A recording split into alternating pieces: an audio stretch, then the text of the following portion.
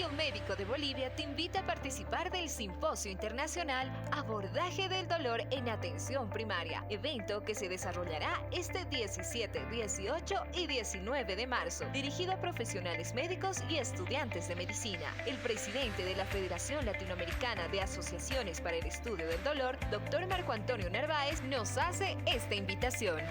Estimados colegas, quiero hacerles una invitación muy cordial a través de este medio y aprovechando la gentileza del Colegio Médico de Bolivia, un simposio internacional este próximo mes de marzo que está destinado a todos los médicos y estudiantes de medicina de nuestro Colegio Médico Nacional. El curso va a tratar, o el simposio va a tratar sobre el abordaje del dolor en atención primaria. Pues quedan todos ustedes invitados y nos vemos en esta primera edición de este evento. Muchas gracias.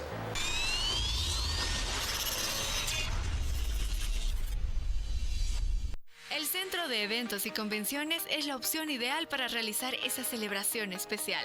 Con sus nuevas y modernas instalaciones, equipamiento audiovisual tanto en sonido como en pantallas de video wall para todo tipo de eventos. Servicio personalizado para el éxito de su acontecimiento. Excelente ubicación, Avenida Costanerita número 1360, entre calles 13 y 14 de Obrajes. Contáctanos a los teléfonos 698-58-886, 735-84-224 o visítenos en Facebook, Centro de Eventos Colegio Médico. Agua Sport, el mejor sabor a limón. Es más refrescante, con mucho sabor a limón. Cero calorías, deliciosas, sin azúcar, con puro sabor a limón. 1,5 litros y 600 mililitros del mejor sabor a limón. Agua Sport, con puro sabor a limón. Y no tiene gas. Agua Sport es de La Cascada, orgullosamente boliviana, con puro sabor a limón. Thermofox es un termorregulador de temperatura textil que estabiliza a 28 grados centígrados la temperatura de cualquier camisa, polera, pantalón y mucho más. Te calienta cuando hace frío y te refresca cuando hace calor. Es transpirable sin olor e incoloro. Es desarrollado en base a nanotecnología.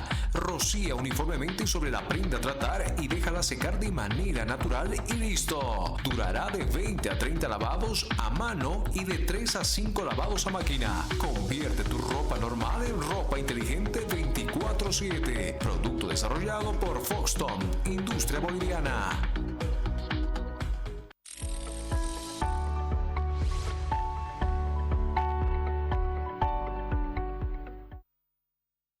Estas son las 5 noticias más destacadas del día.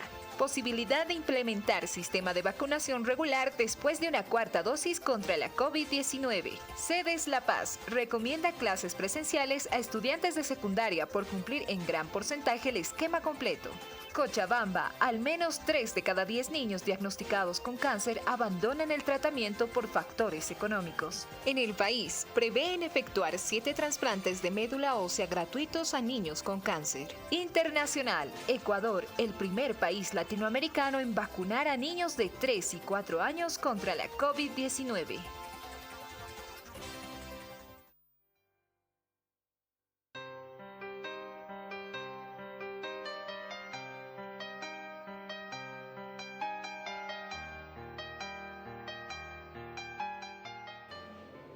Queridos amigos, muy buenas tardes. Darles la bienvenida nuevamente a su programa Doctor TV, que sale por ondas de televisión universitaria. El día de hoy hemos preparado un tema sobre audición. ¿Cómo se realizan las valoraciones de la audición en los niños?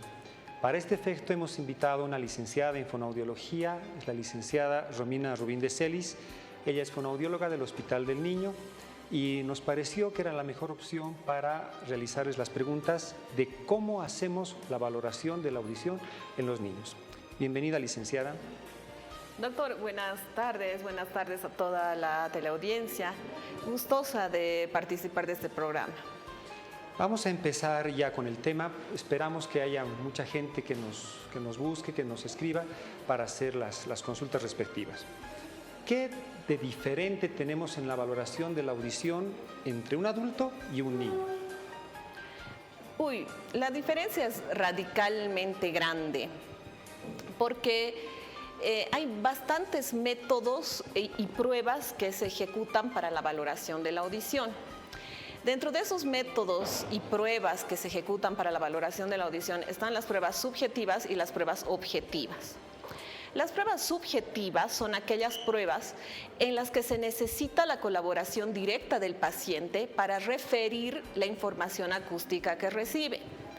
Y las valoraciones objetivas son aquellas que están hechas por equipos diseñados para tal efecto, que miden algunos mecanismos del sistema auditivo y que por supuesto eso ha de marcar la gran brecha de diferencia entre la valoración auditiva en niños y la valoración auditiva en adultos. ¿Y por qué hay una brecha ahí? Porque lógicamente la valoración en niños requiere de que los chicos respondan al estímulo sonoro que se les presenta. Y a veces esto puede ser muy complicado porque de pronto se ponen nerviosos, porque de pronto no tienen una capacidad cognitiva plena, porque de pronto son muy bebés y no pueden responder al estímulo. Entonces, esa brecha marca la metodología y las técnicas a emplear. Eso no quiere decir que no se puede valorar la audición en niños desde ningún punto de vista, pero sí el método de diagnóstico varía. ¿Cuándo deberíamos nosotros investigar la audición de nuestros hijos, de los niños? ¿Desde qué edad se puede hacer y cómo se hace? Debiéramos investigar la audición de nuestros hijos desde el momento en que nacen. El proceso perceptual, la formación de todo el mecanismo de percepción auditiva del oído externo, medio, interno, se da desde la etapa embriológica. Por tanto, debiera ser una política de salud como lo es en la Argentina, en el Brasil, países aquí al lado, en Latinoamérica, que tienen un programa de tamiz auditivo neonatal. Entonces, todos los chicos de manera universal, así como aquí se les vacuna desde que nacen, se les hace el esquema de vacunación, deberían someterse a la prueba auditiva. Entonces, desde los neonatos a las 24 horas de nacido se puede hacer la valoración acústica. ¿Es una sola prueba? ¿Son varias pruebas? ¿Cómo podemos valorar con la dificultad que tenemos en los bebés para recabar la información sobre su audición? Hay que tener en claro de que no todas las pruebas que se valoran de manera objetiva, porque habíamos explicado hace un momento que las pruebas objetivas miden específicamente áreas del oído, ¿no? No todas las pruebas objetivas miden escucha, sino miden funcionalidad. Por tanto, en el paciente neonato, como es incapaz de responderte a un estímulo, se le puede someter a 3 variedades de pruebas. La primera, que es la audiometría, que está relacionada a la reacción que tiene el bebé a los estímulos auditivos que se le manda, ¿no? Con diferentes herramientas que miden rangos frecuenciales diferenciados e intensidades también, ¿no? También la prueba reina para el tamiz auditivo, que es la prueba de las emisiones otoacústicas, que mide la función coclear. Y posteriormente las otras pruebas objetivas, como el reflejo acústico y los potenciales evocados de tronco cerebral, que podrían confirmar un diagnóstico en caso de que se encuentre alguna alteración en la función auditiva. Esas pruebas que acaba de citar, ¿las tenemos en el medio? ¿Hay que esperar? ¿Hay que hacer algún trámite? ¿O es posible valorar con esas pruebas que acaba de citar? A ver, ya le decía, idealmente la valoración auditiva neonatal, el screening auditivo universal debería darse en todos los sistemas. Yo trabajo en un hospital público donde no contamos con el equipo de las emisiones otoacústicas, por tanto tenemos que referir a los pacientes para que se realice esta valoración inicial. Se puede hacer la prueba perceptual, si se hace, esa de la observación de la conducta del bebé, y también contamos con el equipo electrofisiológico, que es de los potenciales de tronco cerebral. Todavía estamos cojitos. Sin embargo, hay algunos seguros privados de salud que tienen estos mecanismos de detección y someten a sus bebés a estas pruebas, ¿no? En el medio paseño, doctor, y boliviano, todavía, o sea, las alertas para hacer detección precoz todavía se siguen centrando en esos bebés que tienen riesgo en el nacimiento o son considerados de alto riesgo. Pero no se considera todavía tan frecuente la valoración o el screening auditivo en los chicos que nacen sin dificultades. De todas formas, estamos avanzando de a poquito, pero sí el medio cuenta en la consulta privada con estas herramientas para valorar. Si tenemos ahorita un papá, una mamá que tiene las ganas de valorar la audición en sus hijos o la sospecha, ¿qué le puede hacer sospechar a un papá que no esté escuchando bien, como para que consulte con un fonoaudiólogo y hacer estas valoraciones? La Organización Mundial de la Salud refiere que 3 de cada 1000 nacidos vivos presenta pérdidas auditivas congénitas. Eso es alto, Alto. altísimo. 36 millones de niños en el mundo presentan pérdidas auditivas. Altísimo. Al nacimiento, 36 millones. Eso supone que los papás de pronto no tienen un signo de alerta durante el proceso evolutivo de sus bebés, porque ustedes saben que cuando el bebé es neonato, duerme, se alimenta, pero hay signos de alerta importantes, ¿no? Como que no tienen el reflejo cócleo-palpebral, se denomina, ¿no? Un sonido fuerte y de pronto el bebé reacciona y se mueve, pestañea o llora. De pronto no reconoce o no se adapta a la voz materna, ¿no? Tiene sueños prolongadísimos y aunque se caiga el cielo, en truenos, lluvia, rayos, etcétera, etcétera, el bebé no despierta. Entonces, y hay otro mecanismo importante para la valoración que se da aproximadamente en el mes número 2 y 3, donde empiezan los balbuceos indiferenciados, ¿no? Los sonidos vocálicos que hacen todos los bebés cuando están en proceso de reposo, en la cunita. Las vocales, los ba, da, ta, a, ¿no? Estas expresiones lingüísticas que son el resultado de un estímulo acústico. Entonces, esos podrían ser las señales de alerta. Y obviamente, si este bebé ha nacido prematuro, si ha tenido estancia prolongada en cuidados intensivos neonatales, si ha estado sometido a respiración asistida, si ha utilizado medicación durante sus primeros días de vida, entonces todos esos elementos debieran hacer sospechar a los papás que hay una pérdida auditiva o que puede haber una pérdida auditiva inminente. Ya.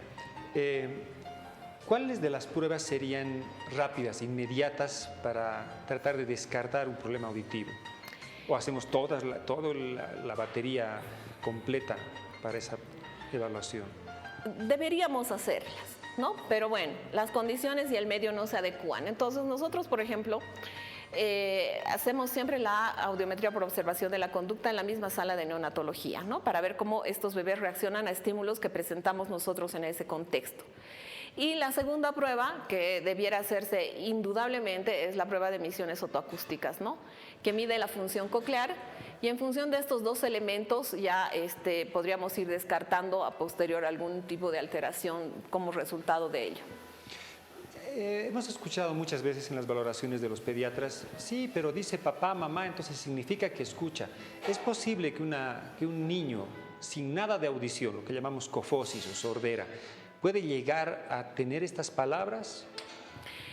Hay un periodo crítico del desarrollo que son los primeros 12 meses de vida. En este proceso del desarrollo, no solamente perceptual, auditivo, visual, motor, ¿no? Emocional también, hay rasgos que son indiferenciados entre los chicos que escuchan y los que no escuchan. Entonces, de pronto, los papás, cuando hacen un diagnóstico de hipoacusia, te dicen, pero decía eso, lo que usted me dice, ¿no? Pero hacían los sonidos. Hay que considerar que nosotros los seres humanos tenemos un sistema nervioso central increíble y que todo lo que adquirimos del contexto se aprende de la imitación. Entonces, si yo empiezo a fonar, por ejemplo, papá, y lo hago en voz, sin voz ahora, como ustedes van a ver, de todas formas, hay un soporte visual que puede ejecutar la acción. Sin embargo, la llamada de alerta fundamental es que no avanza más de fonar esos dos elementos o algunos sonidos y de pronto la riqueza de timbres, las Is, las Us, las Es no aparecen. Entonces son como sonidos sordos, ¿no? Como pa explosivos, ma explosivos, pero no hay mi, i, ti, bi, esas, ¿no? Que de pronto son resultado de la percepción acústica. Ok, queridos amigos, estoy seguro que nos están dejando varias preguntas. Yo tengo varias, pero nos interesa las suyas. Ahí tienen el teléfono, vayan escribiéndonos y estaremos contentos de absolver estas dudas. Usted trabaja en el Hospital del Niño y sabemos que la hipoacusia, el problema de la audición, no es una enfermedad en sí, sino es secundario a algún otro problema de salud, que lo vemos también los otorrinos. De entre las causas que producen mayor hipoacusia, en la experiencia suya, en su trabajo diario en el hospital, ¿cuál sería la principal o es este problema de nacimiento que nos dice? Si hablamos en porcentajes, las hipoacusias congénitas corresponden al 30% de las hipoacusias de los niños. El otro 20% son chicos que tienen alguna alteración sindrómica relacionada. Y el 50% restante, que incluye a los chicos que no han nacido con una alteración auditiva, una malformación, producto de una alteración genética, por ejemplo, puede responder a factores externos que condicionan la pérdida auditiva. Lo que más frecuentemente encontramos en nuestro contexto laboral son chicos que han hecho meningitis. Son chicos que han recibido medicación o tratamiento oncológico, ¿no? Los que presentan más alteraciones. Y en tercer lugar, los chicos que tienen alteraciones sindrómicas. Evidentemente no hay que descartar aquellos otros que no tienen ninguna alteración concomitante, han desarrollado normalmente, no tienen problemas genéticos de enfermedades de internación ni nada, que vienen con la alteración. ¿Y los problemas de otitis media aguda, infecciones del oído, llegan a pasar o muy probablemente en la consulta de pediatría se hace el tratamiento y van muy bien? O llegaran, digamos, a la consulta de otorrino y van bien, y no llegaran esos pacientes a pasar por fonoaudiología. ¿Está dentro del protocolo o simplemente salen del protocolo una vez que se corrige la enfermedad? Lo que pasa es que, bueno, yo le voy a responder en un nivel general, en un nivel macro. El Hospital del Niño es un hospital de tercer nivel, ¿no? Entonces, generalmente los temas de otitis medias agudas se resuelven en el primero y en el segundo nivel de atención. Sin embargo, los chicos que hacen, por ejemplo, otitis media serosa, otitis medias crónicas, ¿no? Estos chicos que viven en el llano, los que vienen de los yungas, presentan obviamente alteraciones auditivas y sí está dentro del protocolo la valoración auditiva después que se resuelve la patología. A veces estas patologías son tan agresivas que llenan de infección el oído medio, la caja timpánica resulta comprometida y la pus que se produce y todo el proceso infeccioso se lleva por delante a los huesecillos del oído medio, ¿no? Y entonces esta hipoacusia ya no es una hipoacusia solamente de conducción, porque hay algo ahí que está tapando, sino se vuelve una hipoacusia neurosensorial en estos chiquitos. Ok, me gustaría aclarar porque estamos tratando de tener una visión macro. Y las hipoacusias conductivas son cuando tenemos algún problema en el oído externo o el oído medio. Del oído externo, el pabellón auricular, el conducto auditivo externo, y el oído medio, desde la membrana timpánica, la caja timpánica, los huesecillos, hasta la ventana oval. Entonces ahí diferenciamos una hipoacusia conductiva o de transmisión y una hipoacusia neurosensorial o perceptiva a partir de la ventana oval para adentro, todo el caracol, vías auditivas y el cerebro. ¿Cuál sería el mayor consejo que le daría usted a un padre de familia que está queriendo consultar sobre problemas auditivos de sus hijos, independientemente de la edad? El primer consejo que se les da a los papás es que siempre hay que tener conciencia de que estamos promoviendo una nueva vida y a un nuevo ser. Este nuevo ser, al igual que nosotros, tiene necesidades y requerimientos de atención en salud. De pronto no le tiramos mucha bola al oído, no le tiramos mucha bola a la vista. De pronto le hacemos más caso a los dientecitos cariados. Pero debería ser una rutina en el control de niño sano, valorar la percepción acústica, la percepción visual. Un consejo importante a los papás, ¿no? Que de pronto ni se les ha ocurrido hacer una valoración auditiva, pero es muy importante tomarlo en cuenta. El cerumen que se produce en el oído, que de pronto para muchos papás puede resultar suciedad, es un mecanismo de defensa ante los patógenos externos. Entonces, primer consejo, no introducir cotonetes, palitos, horquillas en el conducto auditivo de sus hijitos pensando que aquello es suciedad. Segundo consejo, que a la menor llamada de atención del niño cuando dice me duele y se toca su cabecita, pensar en que puede ser un dolor de oído asociado a una otitis, ¿no? Y en tercer lugar, no es necesario tener sintomatología para valorar la audición. Como les digo, debiera ser un control de rutina anual, valorar la función auditiva. Gracias, licenciada. Vamos a pasar, por favor, a las preguntas. Me dicen que están llegando ya varias. Por favor, empezaremos con la primera. Ok, nos dicen, buenas tardes, doctores. Mi nombre es Yamila Condori. Mi pregunta es, ¿cuál es la importancia de la valoración auditiva en un recién nacido? ¿Y cuáles serían las consecuencias de no realizarla? Ya tenemos varios programas con la pregunta consecuencias. Y nosotros las entendemos como normalmente a corto plazo. Tenemos esto y esto pasa y así es la solución. Pero el asunto de las consecuencias en un órgano de los sentidos que no se ha valorado, ¿cómo le respondemos a nuestra amiga? La consecuencia es macro. La primera consecuencia notable está asociada al desarrollo cognitivo de ese bebé. Ya saben ustedes que nosotros descubrimos el mundo a través de nuestros sentidos y en solo la ausencia o deficiencia de unos sentidos, todo lo que se recibe del contexto está distorsionado y peor aún si este sentido tuviera ausencia de la información.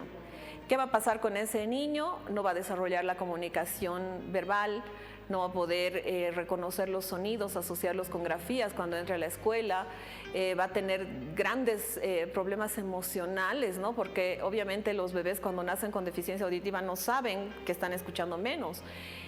Sin embargo, a medida que van creciendo, el tema emocional juega un factor radicalmente importante. Entonces, si hacemos una detección temprana y hacemos una intervención temprana, se pueden resolver estos conflictos.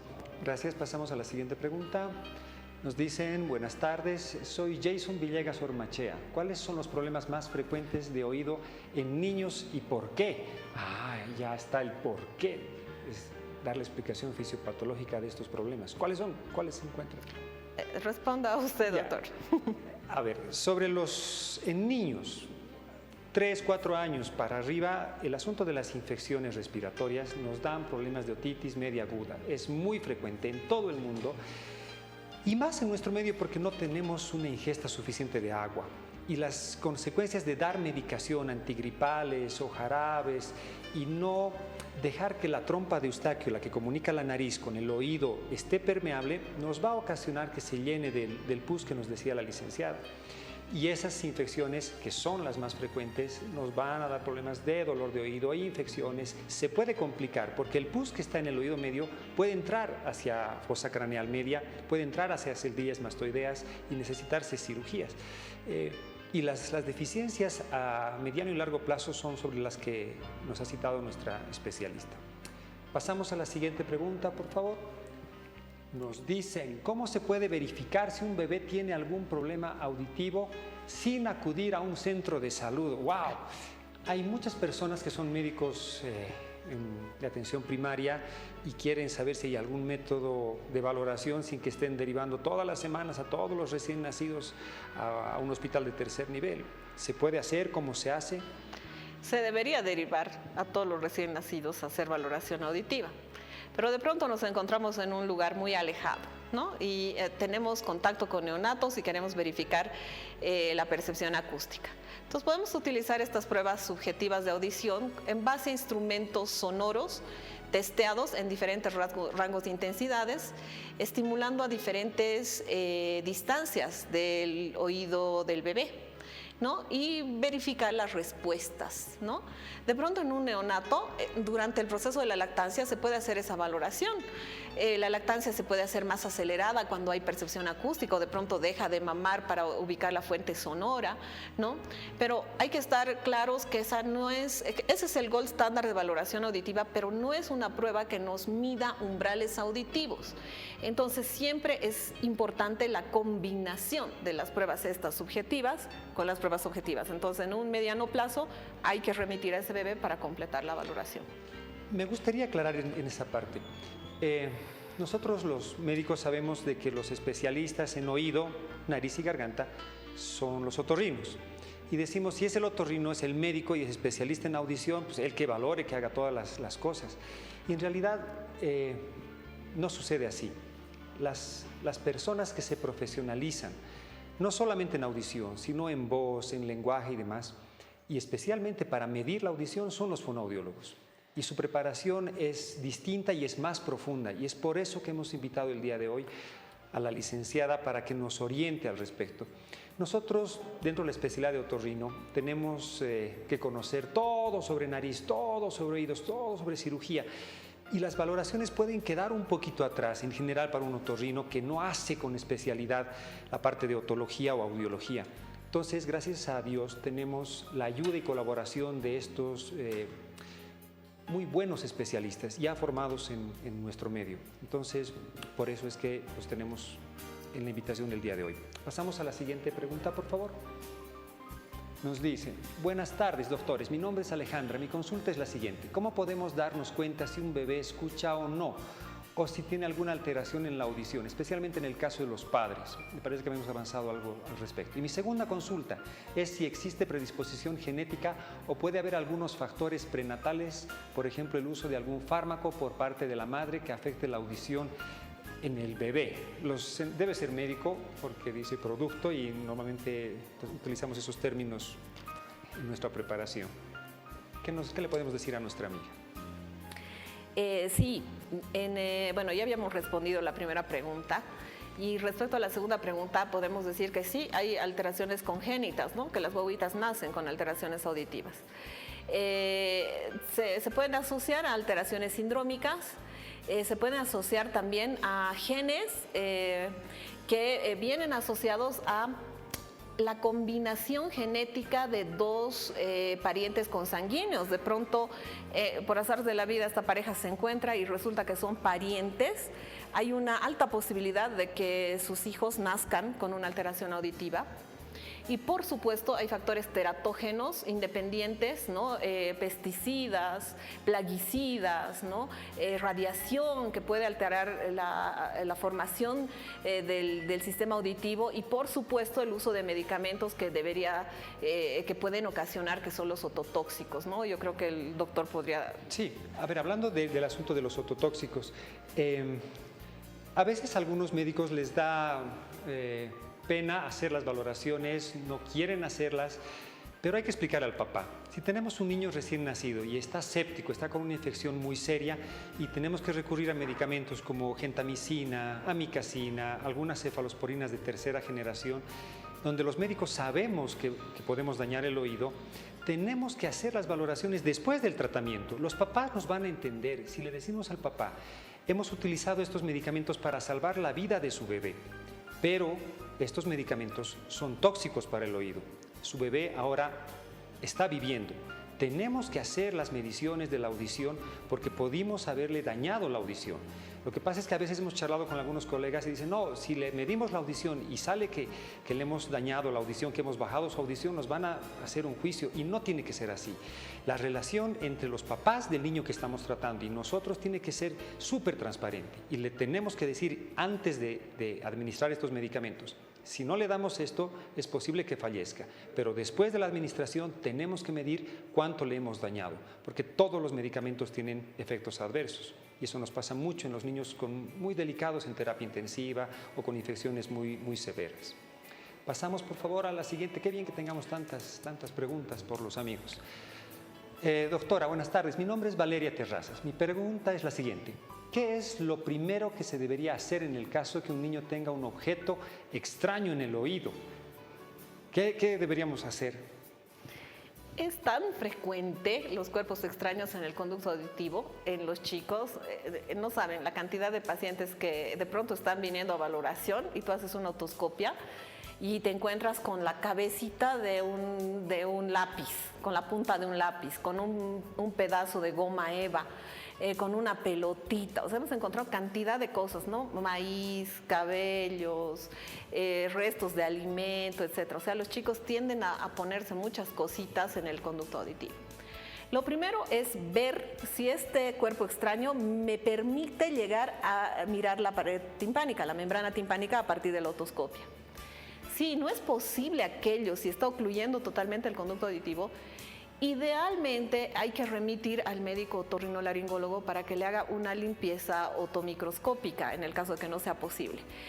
Y si no, suficiente con realizar una extracción del cuerpo extraño a partir de una autoclisis es fácilmente resoluble, ¿no? Pero es también es bueno que ustedes lo sepan. El instrumento médico más utilizado en el mundo es el otoscopio.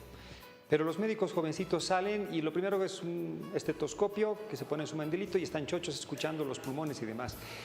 Y nos llega con alguna frecuencia, después de ser valorados por un médico general o un médico joven y demás, que no le ha hecho una otoscopia y nos piden una valoración auditiva o llegan donde el fonoaudiólogo y le están pidiendo hacer una audiometría o hacer algunas pruebas de audición sin hacer una otoscopia. Debiera ser requisito tener un otoscopio para todo médico general, revisar esos oídos, entrenar sus ojos para ver una membrana timpánica, para ver un conducto auditivo externo, porque no se ve bien que después de una remisión de un paciente a un especialista o a una fonoaudióloga tengamos que estar diciéndole, no, pero aquí está con cerumen, aquí está un cuerpo extraño, primero hay que sacar, hay que poner en condiciones para hacer la valoración. ¿Ok? Pasamos a la siguiente pregunta.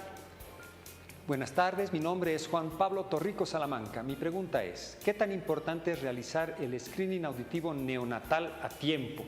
Ojo que tenemos el screening neonatal universal y tenemos un screening en pacientes de riesgo, como ya nos había aclarado la licenciada.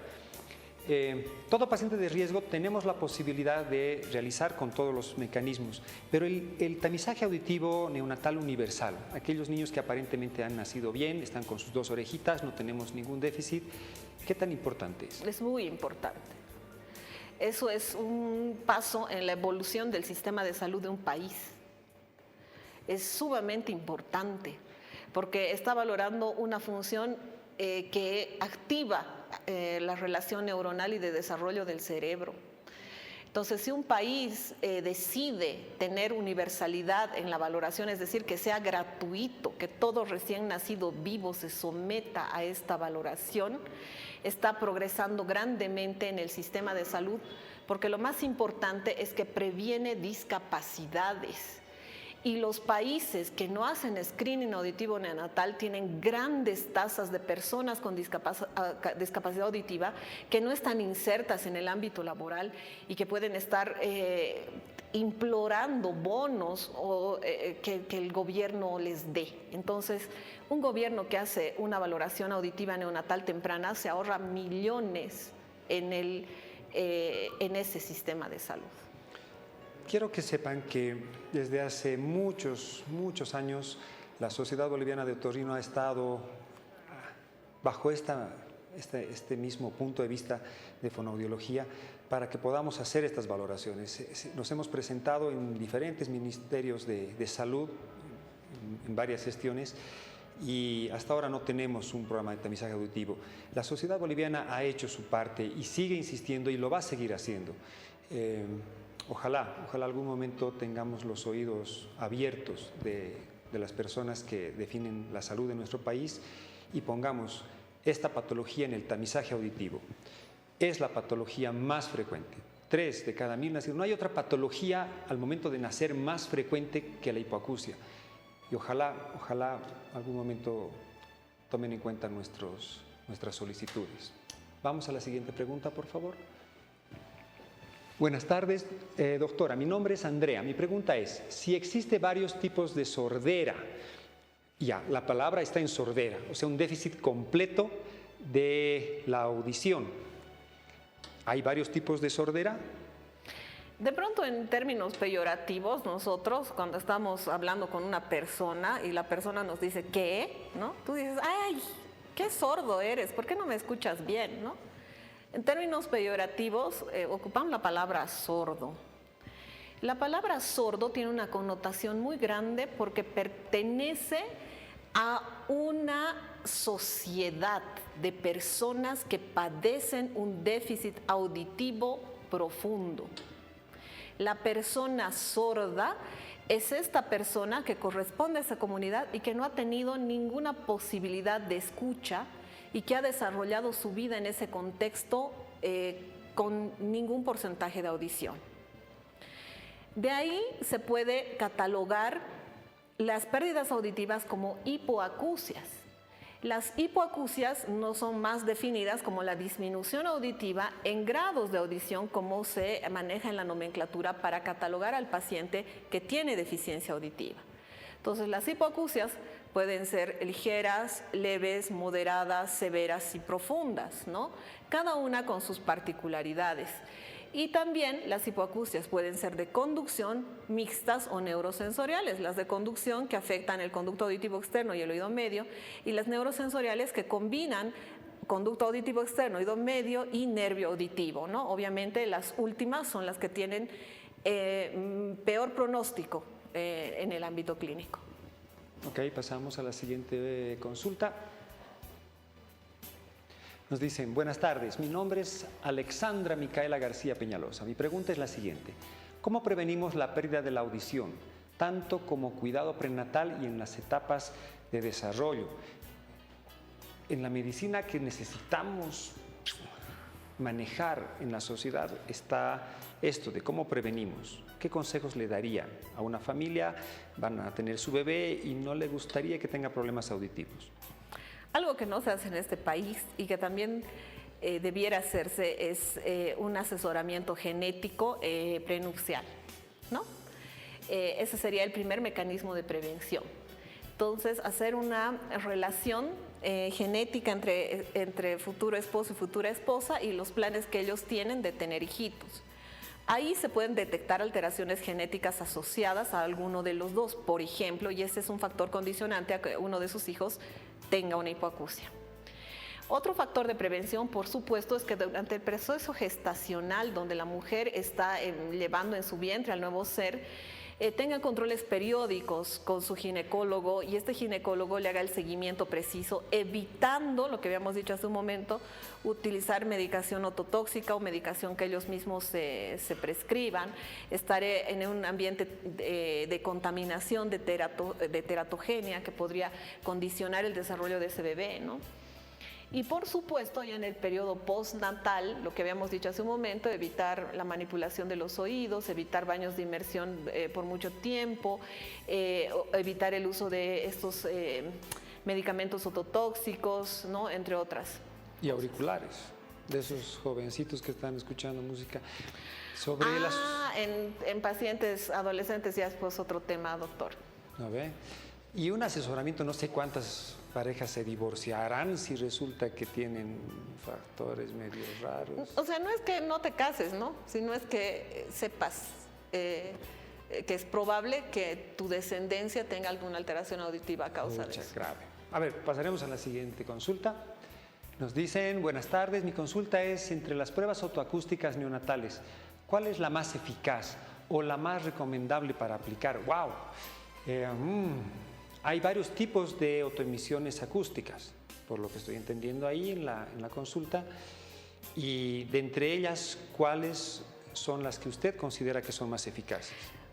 Uy, es que lo que pasa es que hay dos tipos de pruebas de emisiones autoacústicas, las transitorias y las de productos de distorsión, ¿no?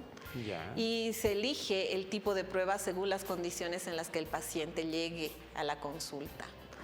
Entonces, tú eliges el tipo de prueba según el sujeto que vas a valorar.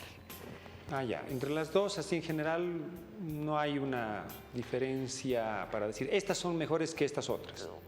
Eso también es subjetivo. Dígame usted, doctor, ¿cuál preferiría? Yo prefiero transitorias. Y en el tamizaje auditivo, los estudios más grandes que hay en el mundo se han hecho con atenuaciones acústicas transitorias, y en el medio hay algunos especialistas que les gustan productos de distorsión, y yo difiero que sean las mejores, solamente para acotar a su consulta. Pasamos a la siguiente consulta, por favor. Buenas tardes, mi nombre es Iván. Tengo la siguiente pregunta. ¿La entrada de agua al oído podría ocasionar problemas en la audición? Desde hace muchos años, en las campañas que se han hecho por parte de Otorrino, el Día Mundial de la Audición, que por si acaso es el 3 de marzo, y que esperemos que los esfuerzos que realizan los universitarios, los especialistas, los docentes, haga que sea una campaña eficaz. Tenemos varios consejos y se ha manejado el asunto del ingreso de agua de río, de lago o estancada como un factor que podría producir infecciones en los oídos. ¿Qué opina usted, licenciada, sobre lo peligroso que sería que ingresar ese tipo de aguas estancadas o ciertas sustancias a los oídos? Hay un motivo de consulta que no llega directamente a la especialidad de fonoaudiología y que de pronto se remite a otorrinolaringología, y es la miasis, ¿no?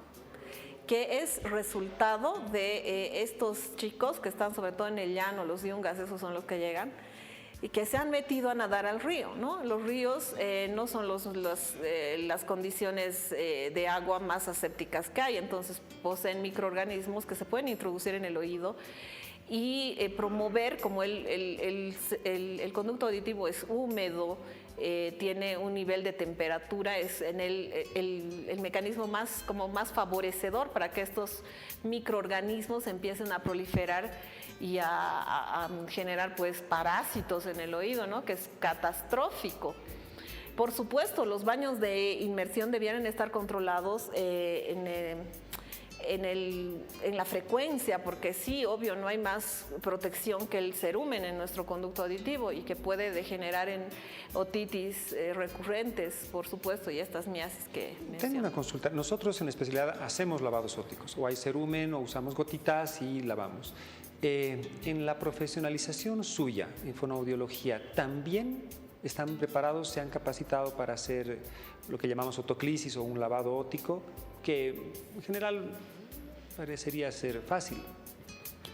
No es una tarea fácil, es una tarea que supone el conocimiento exhaustivo de la anatomía del oído. Pero sí, nosotros formamos a nuestros profesionales fonoaudiólogos desde los semestres más inferiores a realizar los procedimientos de otoclisis, ¿no? Para poder tener un conducto auditivo permeable, tomando todas las medidas, obviamente en condiciones anatómicas invariables y teniendo conocimiento de eso. Excelente, es una muy buena noticia. Pasamos a la consulta que nos dice: buenas tardes, soy Jason Daniel Villegas. ¿Cuál es el mejor tratamiento para un tapón de cerumen en bebés? A ver, ¿qué aconsejaría usted, licenciada? No es muy frecuente el tapón ceruminoso en bebés. No es muy frecuente, ¿no? O sea, esta vida tiene la posibilidad de recambiar el cerumen, de que ese cerumencito se expulse, etcétera, ¿no? O sea, no es muy frecuente, pero puede suceder, ¿no? Hay que considerar que ese conducto auditivo es súper chiquitito y además el meato auditivo, el conducto auditivo es estrechísimo, ¿no? Entonces, no se les hace otoclisis a los bebés, ¿no? Se espera el recambio fisiológico y si hubiera una obstrucción de tapón de cerumen, los médicos otorrinos, los pediatras otorrinos, con el uso de una curetita retiran el exceso. Sí, y muy frecuentemente solamente usamos las gotitas de emoliente, la glicerina más el carbonato de sodio, y le dejamos 3, 4, 5 días, puede ser una semana, pero ya es molestoso para un bebé estarle queriendo ponerle con la jeringa, no vale la pena. Ponemos las gotitas varios días y, como dice la licenciada, el recambio es mucho más rápido de sus células en este grupo etario y no necesitamos estar torturando o escuchando los llantos de esos pobres niños. Pasamos a la siguiente consulta. Buenas tardes, doctores. Excelente programa. Tengo una pregunta. ¿Cuáles son los criterios para considerar un implante coclear? estábamos tratando, no de evitar, pero estábamos tratando de agarrar el sumum, la parte grande, y tratar de no entrar un poquito en polémica, pero ya que hicieron la pregunta, me gustaría que aclaremos un punto. Las personas que no escuchan, las personas que están en lo que llamamos una hipoacusia profunda, con muy poco resto auditivo, desde el punto de vista médico son personas que son candidatos a implante coclear y que no tengan más de 6 años. Eso lo maneja la Seguridad Social en todo el mundo. Sin embargo, han tratado de aumentar las indicaciones, quieren hacer en personas mayores de 6 años o quieren hacer en adultos que han perdido la audición por alguna otra cosa, y los resultados no han sido tan buenos. Y segundo punto, la comunidad a la que se refería la licenciada de sordos tienen otro tipo de organización. Ellos tienen otro tipo de pensamiento y tienen otra manera de incluir a estas personas sin nada de audición en la forma de llevar su vida en estas comunidades. La FEBOS es una Federación Boliviana de Sordos que está muy organizada, que tiene las cosas claras y que desde el punto de vista médico nosotros tenemos que adecuarnos también a esta situación y tenemos que escucharnos de ambas partes para que llevemos la fiesta en paz y para que hagamos lo mejor por estos pacientes. Desde el punto de vista fonoaudiológico, ¿qué hacemos con estos niños implantados con implante coclear? Bien, a ver, hay que ser realistas en ese ámbito, ¿no? En el contexto boliviano se han hecho pocos procedimientos para implantación de este dispositivo en la cóclea, ¿no? Que es una cadena de electrodos que va haciendo las funciones de las células ciliadas que se han dañado. Entonces, como son pocos los procedimientos que se hacen en el país, de pronto también los fonoaudiólogos que se encargan de eso son pocos. Eso no quiere decir que el contexto paceño, boliviano, sea carente de personas implantadas. La responsabilidad de manejar a un paciente con implante coclear supone tener entrenamiento en el funcionamiento de ese dispositivo. Cada línea de implante coclear tiene un software distinto y hace un mapa auditivo distinto, y en ese interín se tiene que entrenar el fonoaudiólogo para estimular ciertos niveles de audición, ¿no? No es que te ponen el implante coclear y ya escuchas, sino que tienes que entrenar al cerebro en una escucha que es artificial, y entonces eso es lo que hacemos los fonoaudiólogos. Ok, pasamos a la siguiente consulta. Nos dicen: doctores, buenas tardes, mi nombre es Valeria Terrazas. Mi pregunta es la siguiente: si hay antecedentes familiares de hipoacusia, ¿con cuánta frecuencia se deben realizar los estudios a lo largo de la vida, de su edad? Hay muchas enfermedades que son de causa genética, pero que no se manifiestan al momento de nacer, y tenemos que hacer controles auditivos en estos pacientes sindrómicos, con albinismo, con alguna otra característica sindrómica, porque pueden aparecer alrededor de los 4, 6 o 10 años. ¿Cuál es la sugerencia que tienen con estos pacientes sindrómicos? Ojo que sindrómico, cuando nosotros vemos un bebé con algo raro que no está muy bien, su carita tiene algo raro, sus ojitos tienen algo raro, su cuello está un poquito ancho o su mandíbula está con una posición distinta, ya pensamos que hay síndromes, y los síndromes hay muchísimos y todos esos llegan al hospital del niño. Las pocas veces que hemos tenido la oportunidad de participar en el grupo que ustedes tienen en el hospital del niño, hemos visto síndromes realmente difíciles y raros. ¿Cuál es la sugerencia de ustedes como un hospital de tercer nivel que ven estos casos? Esa es una buena pregunta, porque no todo paciente sindrómico supone hipoacusia. Y no toda hipoacusia es de un paciente sindrómico. Entonces hay síndromes como el síndrome de Vandenberg, el síndrome de Cruzón, el síndrome de Treacher-Collins, entre otros, e inclusive el propio síndrome de Down, que sugiere una valoración auditiva precoz que se debería hacer cada 6 meses, semestralmente. En el resto de los pacientes los controles debieran ser anuales. Ok, pasamos a la siguiente consulta. Estamos tratando de absolver las suyas. Buenas tardes, doctor. Mi nombre es Alejandra Beltrán. Tengo una pregunta. Quiero saber a partir de qué edad se puede realizar la prueba de audición. Nos han dicho desde el nacimiento. Tenemos mecanismos de medir la audición y tenemos la sospecha. Basta que tengamos una duda sobre la audición, podemos hacerla. La audiometría tonal liminar, el gold estándar de la audición, ¿a partir de qué edad podemos hacer? Sin necesidad de recurrir a autoemisiones, a potenciales evocados de tronco, la audiometría tonal liminar. La audiometría tonal liminar es una prueba subjetiva que requiere colaboración del paciente, lo que hemos dicho hace un momento. Se puede ejecutar desde los 3 años de vida, siempre y cuando el niño tenga periodos de atención sostenida relativos a su edad, no tenga una alteración neurológica de base o no tenga una discapacidad o alguna condición que impida que este pequeño responda a los estímulos que se le plantean. Sí, si es poquito su periodo de atención, ¿podemos hacer en sesiones? ¿Vale la pena? ¿No vale la pena? Sí, normalmente en las sesiones se programan en 3 o 4 encuentros, ¿no? Para verificar las respuestas precisas. Pero sin embargo, ya le vuelvo a decir, hay que cumplir ciertos requisitos para que un niño desde esa edad se pueda someter a una prueba subjetiva de audición. Ok, gracias. Pasamos a la siguiente pregunta. Ya se nos está acabando el tiempo. Agradecer nuevamente su confianza. Buenas tardes, doctor. Mi nombre es Rachel. Mi pregunta es, ¿hay factores de riesgo para desencadenar una hipacusia en bebés y niños? Buenas tardes. Mi pregunta es, ¿cuál es la conducta frente a una hipogenesia auditiva, tanto como funcional y estéticamente? ¿Qué le decimos a Rachel? Nos llegan muchos pacientes con alteraciones en el pabellón auditivo y en el conducto auditivo.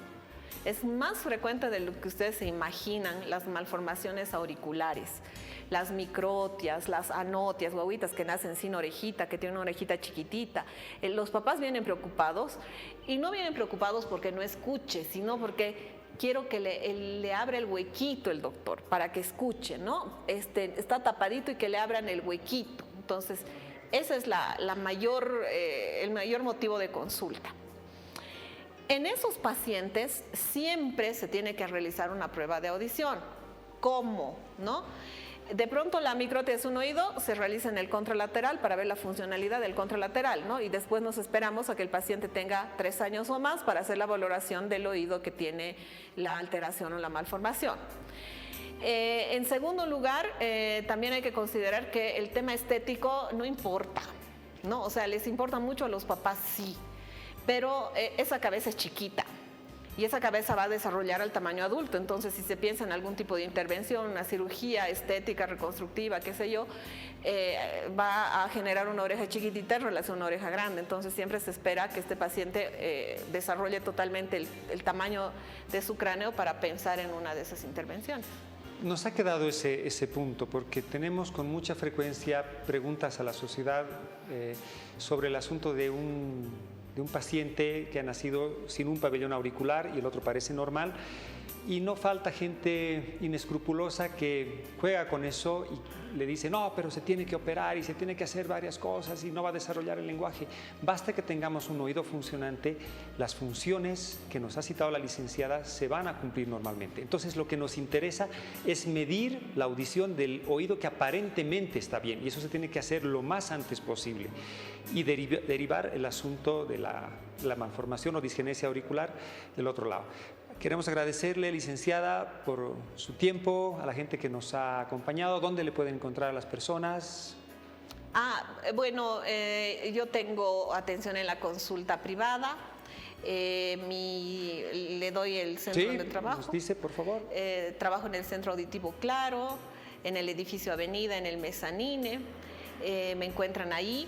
Atiendo también la consulta externa y de internación en el Hospital del Niño Dr. Ovidio Aliaga Uría. Y soy docente universitaria, feliz de participar de un programa de concienciación social, y gracias por la invitación. Gracias, queridos amigos, y será hasta muy pronto.